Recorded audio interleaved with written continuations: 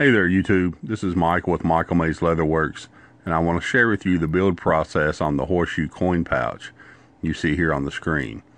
I'd planned on doing a regular build video, but I ran into a corruption issue on my video file. But luckily enough, I took plenty of pictures during the build process, so let's get started. As you can see in this first picture here, I have the acrylic template pieces laid out for the horseshoe coin pouch on a piece of 1.2 millimeter leather, which is about 3 ounce. You want to try to arrange your pieces to minimize your leather waste. So as we all know, leather is way too expensive to waste. Here in this next picture, you can see I marked each piece on the back of the leather and started to cut out each part. Make sure you use a nice sharp blade and to take your time.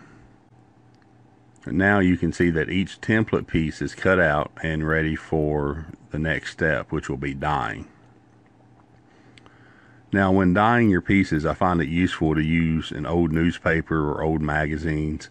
This helps to keep your work surface clean in case you accidentally spill a little bit of your dye. I gave these about 2 hours to dry and then gave them a good buffing. As you can see here, I flipped the pieces over and gave them a few more coats of dye on the grain side. Again, I wanted to wait a few hours before proceeding to the next step. Now you can see here that I am using my diamond awl, which is a number 1 from Goods Japan.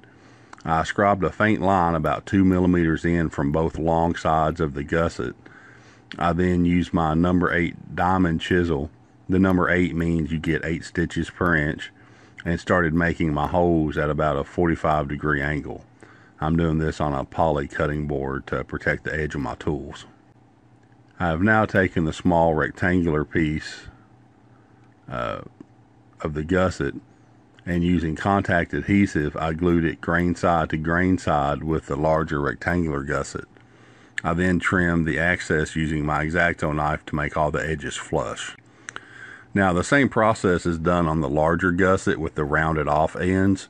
I didn't show that because it's the exact same process, but the larger gusset has holes punched on only one of the long sides. That'll make more sense as you see the build process kind of unfold in front of you here. Here you can see the rectangular gusset has been glued to the coin case flap in preparation for sewing. In this next one, you see that the gusset has been sewn onto the coin pouch outer pocket.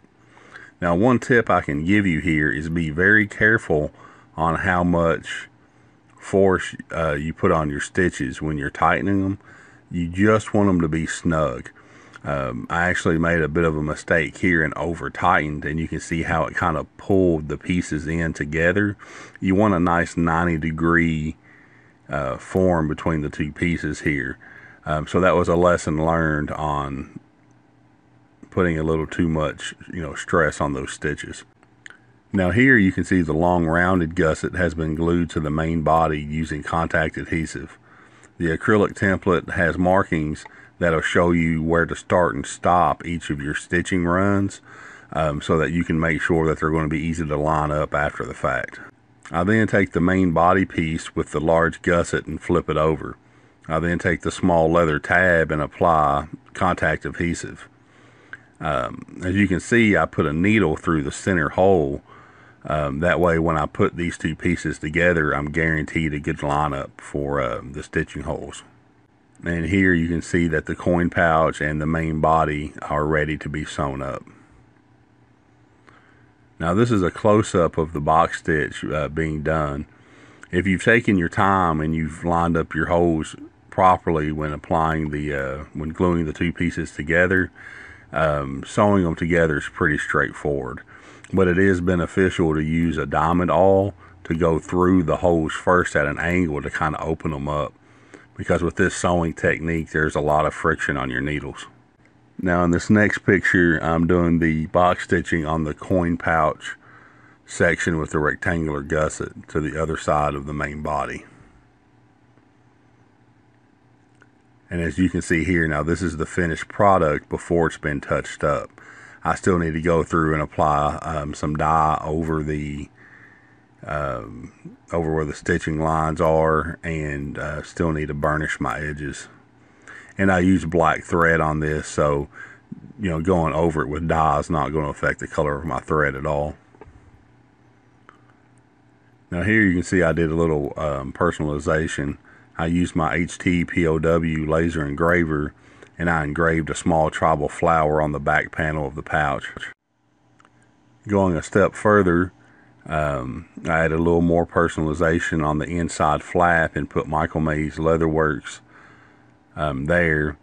And then here on the front cover, I engraved the customer's initials over top of a ghost image I did, where I used a stamp and lightly stamped an R and an M in on that front panel piece.